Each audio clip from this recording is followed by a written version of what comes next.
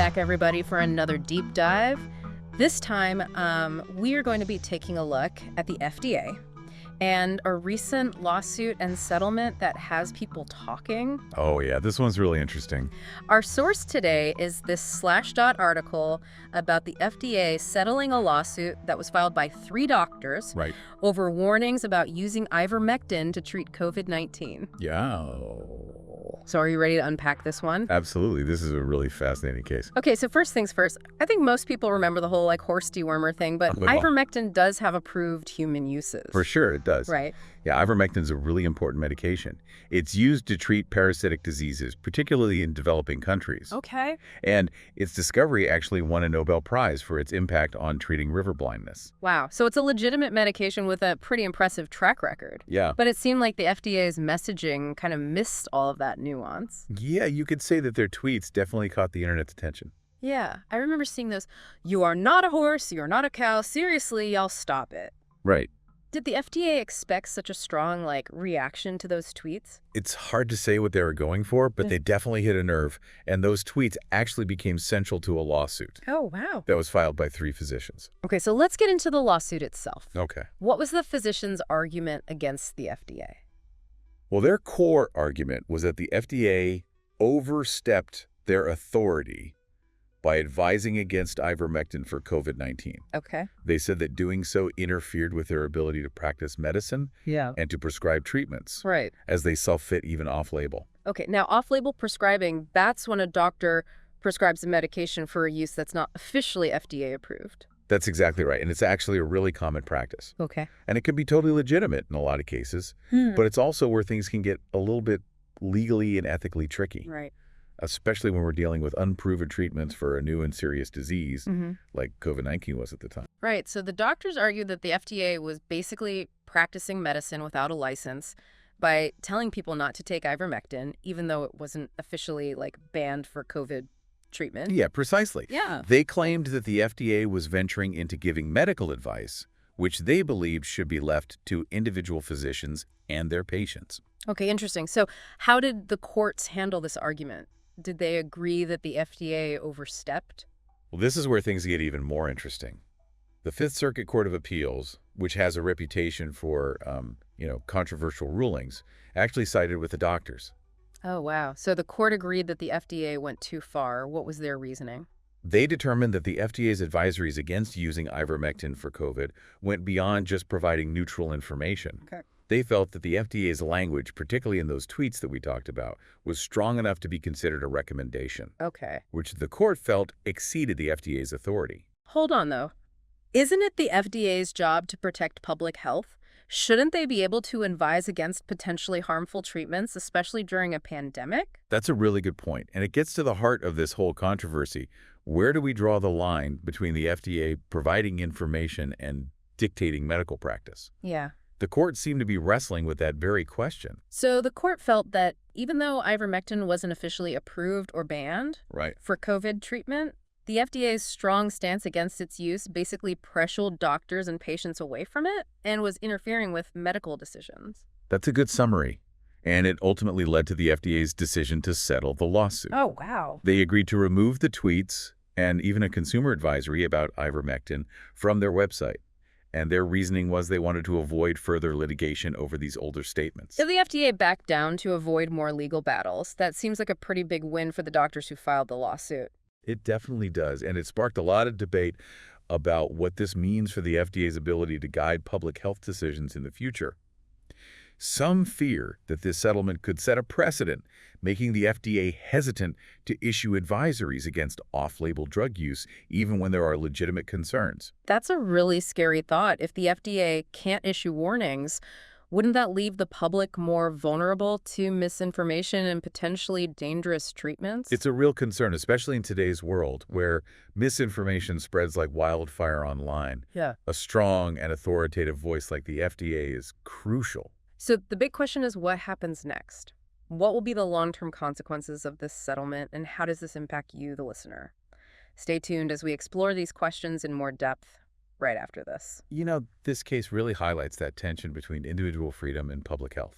Right. For sure. Like, on the one hand, We want to protect people's rights to make their own healthcare choices, Yeah. but on the other, we need to prevent the spread of misinformation that could actually harm people. Yeah. And speaking of misinformation, I know that comment section of this Slashdot article was like a battleground. Yeah. People were fired up about this ivermectin case. Oh, absolutely. Yeah. This issue really touched a nerve and brought to the surface a lot of the anxieties around healthcare and government and even big pharma. Yeah. Did any comments stand out to you? A lot of commenters were expressing concern about the precedent this settlement sets.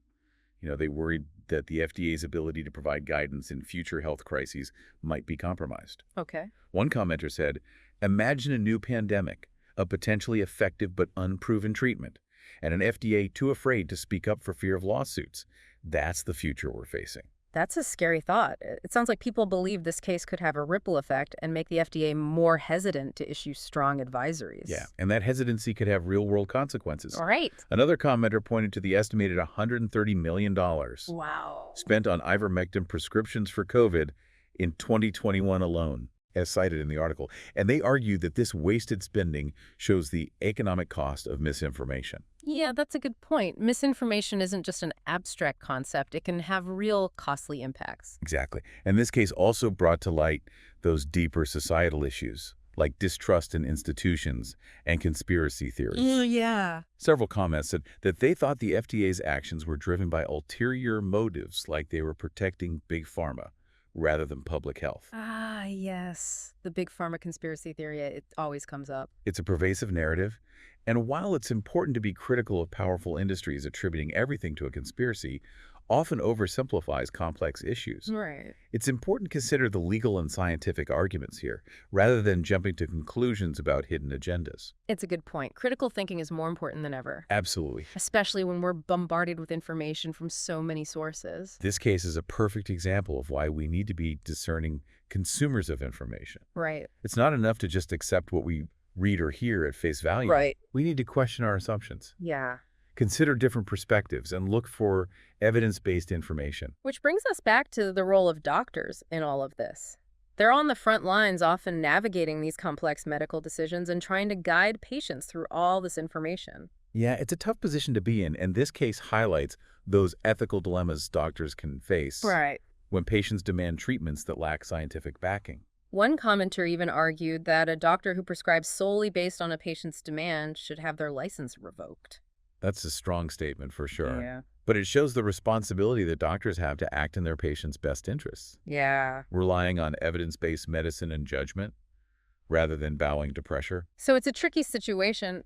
Patients deserve autonomy in their healthcare decisions, but doctors can't ethically prescribe treatments that could cause harm. That's the heart of it, finding that balance between patient autonomy and physician responsibility. So with all these competing interests and perspectives, what are the key takeaways from this deep dive? I think one of the biggest takeaways is that even something like settled science can become wrapped up in these political and ideological battles. That seems like everything is political these days. It can feel that way, Yeah. and it makes it even more crucial to approach these complex issues with nuance and consider different viewpoints. Yeah. It's rarely black and white. Nuance is important, but it can be hard to find these days. It's true, but that's why we need to develop those critical thinking skills. For sure. We need to evaluate information carefully, Yeah. distinguish between fact and opinion, Oh. and be comfortable with uncertainty. Yeah.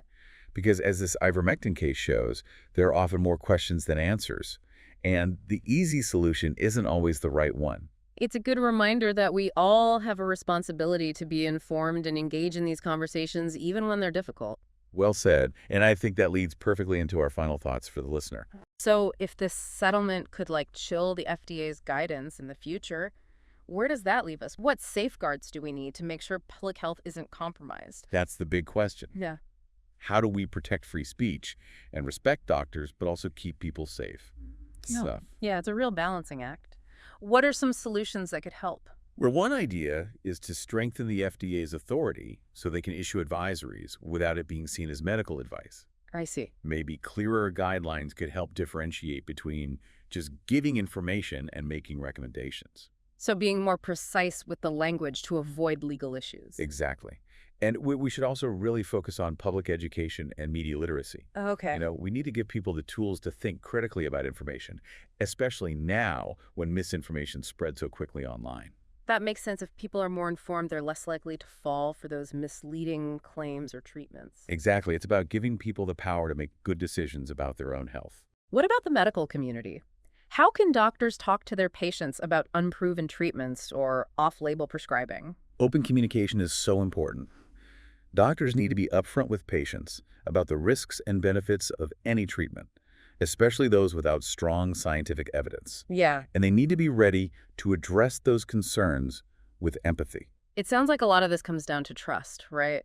Trust between doctors and patients, trust in science, and trust in the information we see. Absolutely, trust is fundamental.